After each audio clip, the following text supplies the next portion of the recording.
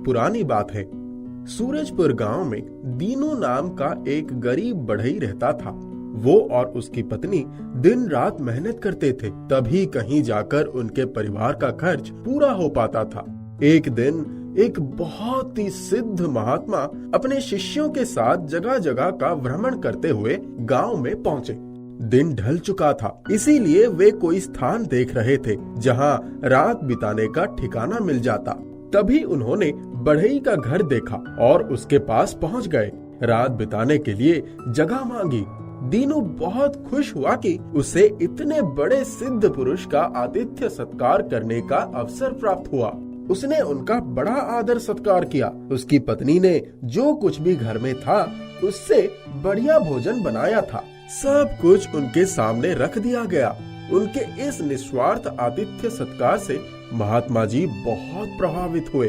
दीनू महात्मा जी से विनम्र पूर्वक बोला, प्रभु, मेरे घर में यदि आप लोगों को कोई असुविधा हुई तो मैं उसके लिए क्षमा प्राप्ति हूँ। महात्मा जी बोले, वत्स, हम तुम्हारी सेवा से बहुत प्रसन्न हैं और तुम्हें 3 वरदान देना चाहते हैं। जो इच्छा हो मांग लो।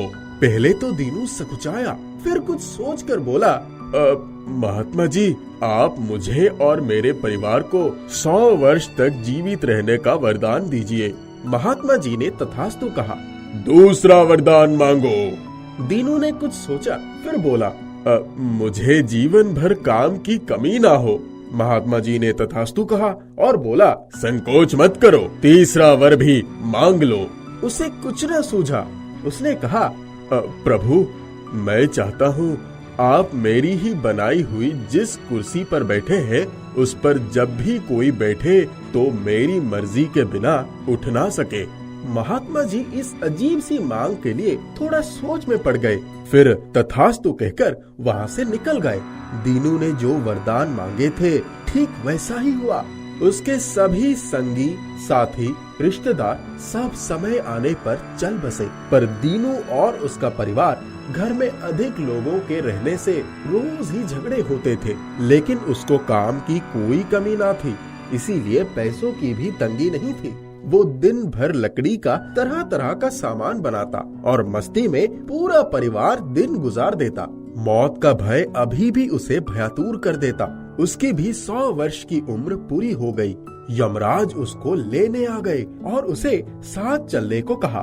दीनू अपना समय पूरा हुआ सुनकर घबरा गया, फिर कुछ सोचकर बोला, आइए आइए यमराज, इस कुर्सी पर बैठिए, तब तक मैं थोड़ा काम बचा है उसको निपटा कर चलता हूँ। जैसे ही यमराज उस कुर्सी पर बैठे वो ठहाका मारकर हंस पड़ा और बोला,